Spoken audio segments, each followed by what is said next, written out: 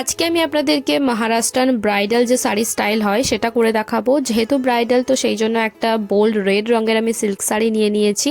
তারপর আমি সামনে দুটো গিট দিয়ে দিয়েছি ফ্যাব্রিক নিয়ে। আর তারপর বাঁদিকের যে পোর্শনটা ছিল সেই বাঁদিকের পোর্শনটা দু পায়ের ফাঁক দিয়ে নিয়ে গিয়ে আমি প্লিট বানিয়ে নিয়েছি। কিছুটা প্লিট আমি পিছনে গুঁজেছি, কিছুটা সামনে বাঁদিক হয়ে। তারপর আসছে ডান দিকে যেহেতু আঁচলের পোর্শন আছে তো সেই জন্য প্রথমে আঁচলের প্লিটটাকে বানিয়ে ওই সেম একই রকমভাবে দু পায়ের ফাঁক দিয়ে নিয়ে গিয়ে বাঁদিকের কাঁধে রেখে আঁচলটাকে পিন দিয়ে ভালোভাবে সিকিওর করে নিয়েছি। পর সামনে যতটুকু এক্সট্রা ফ্যাব্রিক ছিল সেটাকে নিয়ে আমি সামনের কুচি বানিয়ে যেরকমভাবে সামনে গুজে সেরকমভাবে গুজে নিয়েছি। আর তারপর কি করেছি, কুচির নিচের পোর্শনটা নিয়েছি, নিয়ে সেটাকে এরকম ক্যারাচে হয়ে কয়েকটা প্লিট বানিয়ে নিয়ে বাঁদিক হয়ে আমি গুজে নিয়েছি। যেহেতু ব্রাইডাল তো সেই জন্য একটা কোমর বন্ধনী পরে পুরো লুকটাকে আমি কমপ্লিট করে নিয়েছি।